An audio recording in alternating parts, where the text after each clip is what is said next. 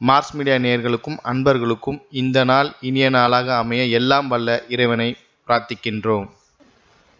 இந்த சேனல் உங்களுக்கு பிடிச்சிருந்தா மறக்காம சப்ஸ்கிரைப் பண்ணுங்க, ஷேர் பண்ணுங்க, லைக் பண்ணுங்க, கமெண்ட் பண்ணுங்க. எனதருமை ரிஷபராசி நேயர்களே, இன்னைக்கு இந்த பதிவில் நம்ம என்ன பார்க்க போறோம் அப்படின்னா 2024ஆம் ஆண்டு ஜூன் மாத ராசி பலன். இந்த ஜூன் மாசத்துல எந்தெந்த கிரகங்கள் உங்களுக்கு எப்படிப்பட்ட நன்மைகளை செய்ய போறது, எந்தெந்த கிரகங்கள் மூலமா நீங்க கவனமா இருக்கணும், பரிகாரமா என்ன பண்ணினா ரொம்ப விசேஷம் அப்படிங்கிறத பத்திலாம் நம்ம இப்ப தெளிவா பார்க்க போறோம். முதல்ல கிரக நிலைகளையும் அதே மாதிரி அந்த பெயர்ச்சிகளையும் பார்ப்போம். ஏன்னா இந்த மாசத்துல சில கிரகங்கள் பெயர்ச்சி ஆகும். அந்த வகையில இந்த மாசம் பார்த்தீங்கன்னா புதன், சுக்கிரன், சூரியன் இந்த 3 கிரகங்களும் சஞ்சாரம் பண்ண போறது, அதே மாதிரி பெயர்ச்சி அடைய போறது. இதுல புத பகவான் 2 ராசி மாறிடுறார் உடனே. இப்ப பார்த்தீங்கன்னா விரயஸ்தானத்துல செவ்வாய் பகவான் ஆட்சி அமைச்சு அற்புதமா சஞ்சாரம் பண்ணிட்டு இருக்கார். 2வது ஜென்மராசியில சுகாதிபதி சூரிய பகவான், 8-11 கூடைய அதிபதி குரு பகவான், உங்களோட ராசிநாதனம் பகைருண ரோகாதிபதியான சுக்கிர பகவான், 2-5 கூடைய அதிபதி புத பகவான். இவா 4 பேரும் ஒரே ராசியில உங்க ஜென்ம ராசியில உட்கார்ந்துட்டு கும்மி அடிச்சு கூட்டணி அனுப்பிச்சுட்டு அவங்க அற்புதமா இருந்துட்டு உங்களுக்கு சில குழப்பத்தையும் கொடுத்துட்டு சந்தோஷத்தையும் கொடுத்துட்டு இருக்காரு. அந்த வகையில இந்த புத பகவான் 9/6/2024 முதல் தனவாக்கு குடும்பஸ்தானமாகிய மிதுன ராசிக்கு வந்து ஆட்சி அமைக்கிறார். அதே புத பகவான் 26/6/2024 முதல் சகாயஸ்தானமாகிய 3ஆம் இடத்துக்கு வந்து உட்கார்ந்துடுறார். சரி, சுக்கிர பகவான் என்ன பண்ண போறாருன்னு பார்த்தீங்கன்னா 13/6/2024 இருந்து தனவாக்கு குடும்பஸ்தானமாகிய 2ஆம் இடத்துக்கு வந்துடுறார். அதே மாதிரி சூரிய பகவானும் தனவாக்கு குடும்பஸ்தானமாகிய 2ஆம் இடத்துக்கு வந்துடுறார் 15/6/2024. அடுத்தபடியா பஞ்சமஸ்தானத்துல கேது பகவான் அங்கேயே ஸ்ட்ராங்கா இருக்கார், குருவோட பார்வையை வாங்கிட்டு. அடுத்தபடியா ஜீவனஸ்தானத்துல சனீஸ்வர பகவான் சசயோகம் பெற்று உங்களுக்கு சஞ்சாரம் பண்ணிட்டு இருக்கார். இந்த சனி பகவான் உங்களுக்கு பார்த்தீங்கன்னா பாக்கியாதிபதி, ஜீவனாதிபதி. அதே சமயம் 3ஆம் பார்வையை நேரம் உங்க விரய ராசியை பார்த்துட்டு இருக்கார் செவ்வாய் பகவான. லாபஸ்தானத்துல ராகு பகவான். இந்த மாதிரி தான் கிரக அமைப்புகள் மாத ஆரம்பத்துல. அதுக்கப்புறம் கிரகங்களோட சுழற்சிகள், பெயர்ச்சிகள். அந்த வகையில இப்ப ஒவ்வொன்றா நம்ம பார்த்தோம் அப்படின்னா விரயஸ்தானத்துல செவ்வாய் பகவான் ஆட்சி அமைச்சு அதே சமயம் இந்த சனீஸ்வர பகவானோட 3வது பார்வையை வாங்கிட்டு சஞ்சாரம் பண்ணிட்டு இருக்கார். அதனாலே செலவுகள் கண்ணா அப்படின்னான்னு வந்துட்டு தான் இருக்கும். குழந்தைகளோட கல்வி செலவு, குழந்தைகளை வெளிநாட்டுக்கு அனுப்புற செலவு, குழந்தைகளோட இதுக்கு முன்னேற்றத்துக்கு செலவு, அதே மாதிரி குழந்தைகள் படிக்கணும் அப்படின்னா ஹாஸ்டல் செலவு, அந்த செலவு, இந்த செலவு எல்லாம். அதுக்கப்புறம் பார்த்தீங்கன்னா சில பேருக்கு திருமணம், அந்த செலவு கூட வரும். திருமணமாகாத குழந்தைகளுக்கு திருமண யோகம் உண்டாகும். அதனாலேயே பெரிய செலவுகள் உங்களுக்கு வரத்துக்கு வாய்ப்புகள் இருக்கு.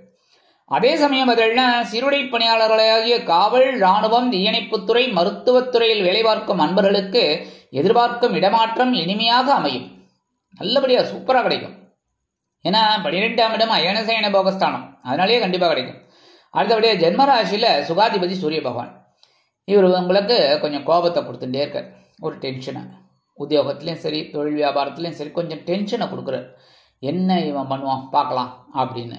நீங்களும் பொறுமையா, ஏன்னா ரிஷபராசி அன்பர்கள் சாதாரணமாக பொறுமைசாலிகள், அதனால சரி பார்க்கலாம் அப்படின்னு அவங்களும் அந்த சூரிய பகவானுக்கு ஏற்ற மாதிரி போயிட்டு இருக்கீங்க. அதே சமயம் பார்த்தீங்கன்னா உங்க ஜென்மராசியில 8-11 கூடிய அதிபதி குரு பகவானும் உட்கார்ந்துட்டு இருக்கார், குழப்பத்தை கொடுத்துட்டு இருக்கார். ஏகப்பட்ட டென்ஷன். அதாவது எப்படின்னா ஜான் ஏறினா முழம் செருக்கிற கதையா இருக்கு. வேகமா அந்த பரமபதத்துல பார்த்தீங்கன்னா ஒரு ஆட்டம் போயிட்டு இருக்கும். எப்படின்னா ஏணி இருக்கும், அந்த ஏணி பார்த்தீங்கன்னா குட்டியா இருக்கும், என்ன கிடுகிடுன்னு ஏறிடுவோம். ஆனா அடுத்து வர்ற பாம்பு இருக்கு பாருங்க, சர்ன்னு இறக்கி கீழே விட்டுரும். அந்த மாதிரி போயிட்டு இருக்கு வாழ்க்கை. ஆனாலும் சமாளிக்கிறீங்க. ஏன்? அந்த உங்க ராசிநாதனும் பகைருண ரோகாதிபதியான சுக்கிர பகவான் உங்க ஜென்ம ராசியில இருந்துட்டு சில அனுகூலத்தை கொடுத்துட்டு இருக்காரு. அதாவது உங்களோட முன்னேற்றத்தை இந்த சுக்கிர பகவானும் புத பகவானும் அற்புதமா கொடுத்துட்டு இருக்காரு. எப்படிப்பட்ட வேலைகளா இருந்தாலும் அற்புதமா செய்யணும் அப்படிங்கிற ஒரு எண்ணத்தை இந்த 2 பேரும் கொடுத்துட்டு இருக்கிறதுனாலே ரொம்ப அற்புதமா ஒரு முன்னேற்றத்தை பார்த்துட்டு இருக்கீங்க. செலவுகளை சமாளிச்சுட்டு இருக்கீங்க. அதான் பெரிய விஷயம். அதாவது பிரச்சனைகளை கண்டு ஓடாம அந்த பிரச்சனைகளை சமாளிக்கிறீங்க பாருங்க, அதான் பெரிய விஷயம். அந்த வகையில இந்த புத பகவான் பார்த்தீங்கன்னா 9/6/2024 முதல் தனவாக்கு குடும்பஸ்தானமாகி 2ஆம் இடத்துக்கு வந்துடுறார், ஆட்சி அமைக்கிறார் மிதுன ராசியில. அதனாலே பெரிய பாக்கியங்கள் உங்களுக்கு வரும். அதாவது இந்த செலவுகள் எல்லாம் மீட் அவுட் பண்ணக்கூடிய ஒரு வருமானம் உங்களுக்கு வந்துட்டு இருக்கும். அதே மாதிரி குழந்தைகள் நல்லா படிக்கக்கூடிய ஒரு வாய்ப்புகள் உண்டாகும். எழுத்து மற்றும் அச்சுத்துறையில் இருக்கும் அன்பர்களுக்கெல்லாம் அறிவுத்திறன் விருத்தியாகும். அடுத்தபடியா அதே புத பகவான் 26/6/2024 இருந்து சகாயஸ்தானமாகிய 3ஆம் இடத்துக்கு வரப்போறார். இப்போ உங்களோட முயற்சிகள் எல்லாம் பலிதமாகும், எடுக்கிற காரியங்களும் சக்சஸ்ஃபுல் ஆகும். அதே மாதிரி இந்த சுக்கிர பகவான் இதுவரைக்கும் ஜென்ம ராசியில இருந்துட்டு உங்களுக்கு சில நன்மைகளை செஞ்சுட்டு இருக்கிறவர் 13/6/2024 இருந்து உங்களோட 2ஆம் இடமாகிய தனவாக்கு குடும்பஸ்தானத்துக்கு வந்து அற்புதமான பலன்களை உங்களுக்கு கொடுக்க போறார் பெரிய அளவுல. அதாவது உத்தியோகத்தில் இருக்கிறவாளுக்கும் சரி, தொழில் வியாபாரமும் நல்லபடியாக நடக்கும். அற்புதமான ஒரு முன்னேற்றம் உங்களுக்கு கண்டிப்பாக கிடைக்கும். இப்போ உங்களுக்கு அந்த வாக்கு சுத்தம்ங்கிறது அதிகமாக இருக்கும். இந்த வேலையை நான் முடிச்சு தரேன் அப்படின்னு சொல்லி எடுத்தேன்னா கண்டிப்பாக முடிச்சு கொடுப்பேன். அந்த மாதிரி அந்த வாக்கு சுத்தம் உங்களுக்கு பலிதமாகும். அது பெரிய விஷயம். ஏன்னா கொடுத்த வாக்குறுதிகளை நிறைவேற்றுறது தான் பெரிய விஷயம். வாக்குறுதிகள் யார் வேணாலும் கொடுக்கலாம். அரசியல்வாதிகள் பார்த்தீங்கன்னா 100 வாக்குறுதிகள் 150 வாக்குறுதிகள் கொடுப்பேன். எவ்வளோ நிறைவேற்றிருப்பான்னு பார்த்தீங்கன்னா 1-2 தான் இருக்கும். ஆனால் நீங்கள் அப்படி கிடையாது. நீங்கள் அற்புதமான ஒரு வாக்கை கொடுத்தா கூட அதை பிரமாதமாக நிறைவேற்றிடுவீங்க. அதே மாதிரி 15/6/2024 இருந்து சூரிய பகவானும் தனவாக்கு குடும்பஸ்தானமாக்கிய 2ஆம் இடத்துக்கு வந்துடுறார். அதே சமயம் புத பகவான் அங்கே இருக்கிறதுனால 26ஆம் தேதி வரைக்கும் அந்த புத பகவானும் சூரிய பகவானும் சேர்ந்து புத ஆதித்ய யோகத்தோடு இருக்கிறதுனாலே இந்த குழந்தைகளுக்கு அறிவுத்திறன் அதிகமாகும், மனுஷில் தைரியம் அதிகமாகும். அடுத்தபடியாக பார்த்தீங்கன்னா பஞ்சமஸ்தானத்தில் கேது பகவான். உங்களுக்கு குழப்பமே அதுதான். ஏன்னா 5ஆம் இடம் அப்படிங்கும்போது பூர்வ புண்ணிய ஸ்தானம், குழந்தைகள் ஸ்தானம். குழந்தைகளின் மூலமாக கொஞ்சம் குழப்பம், அப்புறம் ஏதாவது ஒரு பயணங்கள் மூலமாக ஒரு குழப்பம், இல்லை ஏதாவது ஒரு பிரச்சனை மாறி மாறி உங்களை போட்டு வாட்டிக்கிட்டு இருக்கு. ஆனாலும் பார்த்தீங்கன்னா மனசில் ஒரு தெய்வ நம்பிக்கை இருக்கிறதுனால, ஏன்னா குருவோட பார்வையை வாங்கிட்டு இந்த கேது பகவான் இருக்கிறதுனால உங்களுக்கு ஒரு ஞானத்தை கொடுக்குறார். ஒவ்வொரு விஷயத்திலையும் இப்படித்தான் இருக்கணும் அப்படின்னு கொண்டு வரார். அப்போ உங்களுக்கு அந்த மோல்டு அற்புதமாக அமையிறது. அதனாலே மனசில் உங்களுக்கு கவலைகள் கொஞ்சம் கொஞ்சமாக குறையும். நீங்கள் ஒரு பக்குவப்பட்டு வருவீங்க. அடுத்தபடியாக ஜீவனஸ்தானத்தில் சனீஸ்வர பகவான் சசயோகம் பெற்று, ஏன்னா 1-4-7-10 சனீஸ்வர பகவான் கேந்திரஸ்தானமாகிய 1-4-7-10 இருந்தா அந்த பஞ்சமகா புருஷ யோகம் இந்த சனீஸ்வர பகவானுக்கு சசயோகம். அந்த சசயோகம் உங்களுக்கு அமையிறது. அந்த சசயோகத்தினாலேயே உங்களுக்கு மனசுல ஒரு தைரியம் இருக்கும். ஜீவனம் விருத்தி அடைகிறதுக்கு என்னென்ன வேலைகள்லாம் செய்யணுங்கிறத செய்வேள். ஆனால் நல்ல விஷயத்துல தான். கெட்ட விஷயத்துல சம்பாதிக்கணும்னு இந்த ரிஷபராசி அன்பர்களுக்கு ஒரு க்ஷணப்பொழுதும் கிடையாது. அதாவது எப்படியாவது சம்பாதிச்சா போகிறோம் அப்படின்னு நினைக்கிறவங்க கிடையவே கிடையாது. அவங்க எப்படின்னா இப்படித்தான் உண்மையா நேர்மையா நியாயமா இருந்தா தான் நல்லது அப்படின்னு சொல்லி அந்த நேர்மைக்கு பயந்து நீங்க அற்புதமா வேலை செய்வீங்க. அந்த வேலை உங்களுக்கு அற்புதமா அமையும். அதேமாரி புதுசா வேலை தர்ற குழந்தைகளுக்கு வேலை வாய்ப்பு அருமையாக அமையும். தொழில் வியாபாரத்தில் ரொம்ப கவனமா இருப்பீள், பரபரப்பா இருப்பீங்க. அதனாலே உங்களுக்கு முன்னேற்றம் இருக்கும். இருந்தாலும் 3ஆம் பார்வையை அந்த சனீஸ்வர பகவான் உங்க விரயஸ்தானத்தை பார்க்கறதுனால சில நேரங்களில் இந்த செலவுகள் பார்த்தீங்கன்னா கண்ணா வினான்னு வர்றது உங்களுக்கு கொஞ்சம் எரிச்சலை கொடுக்கும். கவலைப்படாம பொறுமையா செய்யுங்க, கண்டிப்பா நல்லது நடக்கும். இந்த நேரத்தில் உங்களுக்கு தந்தையாரின் மூலம் சில செலவுகள் வந்து சேரலாம்.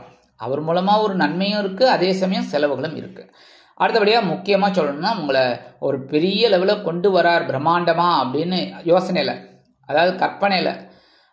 லாபஸ்தானத்தில் இருக்கிற ராகு பகவான், 11ஆம் இடத்துல இருக்கிற ராகு பகவான் உங்களை ஒரு பிரம்மாண்டமாக யோசிக்க வைக்கிறார். ஒரு தொழில் வியாபாரத்தில் இருக்கும்போது அப்படியே நீங்கள் யோசித்து இந்த தொழிலை எப்படி பிரம்மாண்டமாக பண்ணலாம் எப்படி அப்படின்னு இந்த மாயலோகத்தில் இருப்பீங்க. அதேமாரி தொழில் வியாபாரம் சரி, உத்தியோகத்திலையும் சரி, ஒவ்வொரு வேலைகளையும் நீங்கள் அற்புதமாக செய்யறதுனால நல்லது நடக்கும்.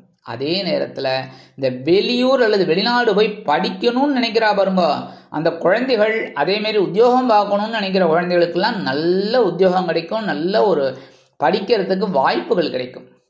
அதெல்லாம் நீங்கள் உபயோகப்படுத்திக்கலாம். ஏன்னா லாபஸ்தானத்தில் இருக்கிற ராகு பகவான் உங்களுக்கு அப்படியே நல்ல ஒரு தூண்டுதலை கொடுப்பார். இதெல்லாம் பிடிச்சிக்கணும். பரிகாரமாக என்ன பண்ணினா ரொம்ப விசேஷம் இந்த மாதம் அப்படின்னு பார்த்தா, இந்த ஜூன் மாதத்தில் நீங்கள் எம்பெருமான் விநாயக பெருமானை வழிபாடு பண்ணணும். பண்ண இந்த கேது பகவானை வரக்கூடிய ஒரு சில குழப்பங்கள்லாம் குறையும், உங்களுக்கு மனசில் ஒரு நிம்மதி கிடைக்கும். அடுத்தபடியாக முருகப்பெருமானை வழிபாடு பண்ண உங்களுக்கு செலவுகள் சுப செலவுகளாக வரும். ஏன்னா செலவுகள் வராமல்லாம் இருக்காது. அந்த செலவுகள் நல்ல செலவுகளாக சுப செலவுகளாக வந்தால் பிரச்சனை இல்லை, மருத்துவ செலவுகள் வரப்படாது, அவ்வளவுதான். அதனால என்ன பண்ணணும் அப்படின்னா, முருகப்பெருமான வழிபாடு பண்ணுறது ரொம்ப விசேஷமான பலன்களை உங்களுக்கு கொடுக்கும். தினந்தோறும் முருகப்பெருமான் காயத்ரி சொல்லிட்டு வாங்கோ, சரியா? அடுத்தபடியாக நவ கிரகங்களில் உள்ள குரு பகவானுக்கு வியாழக்கிழமைகளில் நெய் தீபம் ஏற்றுங்கோ, சரியா? மறக்கக்கூடாது. அதே மாதிரி நவ கிரகங்களில் உள்ள சனீஸ்வர பகவானுக்கு, ஆயுள் காரகராகிய சனீஸ்வர பகவானுக்கு சனிக்கிழமைகளில் எல் தீபம் போட்டு வாங்கோ. அதே மாதிரி தசா புக்தி சனி தசா நடக்கிறவா கண்டிப்பாக சனீஸ்வர பகவானுக்கு எல் தீபம் போடுறது ரொம்ப நல்லது, சரியா? அதே மாதிரி குரு தசை நடக்கிறது அப்படின்னா கண்டிப்பாக நீங்கள் வியாழக்கிழமை நெய் தீபம் போடுங்க குரு பகவானுக்கு. ராகு தசை நடக்கிறவா கண்டிப்பாக துர்க்கையை வழிபாடு பண்ணுறது ரொம்ப விசேஷம், சரியா? இந்த மாதிரி சின்ன சின்ன பரிகாரங்களை நீங்கள் பண்ணினாலே 2024ஆம் ஆண்டு ஜூன் மாதம் ஏற்றம் தரும், மாற்றம் தரும், இனிமை தரும் மாதமாக அமையும் என்று கூறி விடைபெறுகிறேன். நன்றி, வணக்கம். மீண்டும் ஒரு அருமையான பதிவில் நான் உங்களை மனமகிழ்ச்சியோடு சந்திக்கிறேன். வாழ்த்துக்கள். வாழ்க வளமுடன். இந்த சேனல் உங்களுக்கு பிடிச்சிருந்தா மறக்காம சப்ஸ்கிரைப் பண்ணுங்க, லைக் பண்ணுங்க, ஷேர் பண்ணுங்க.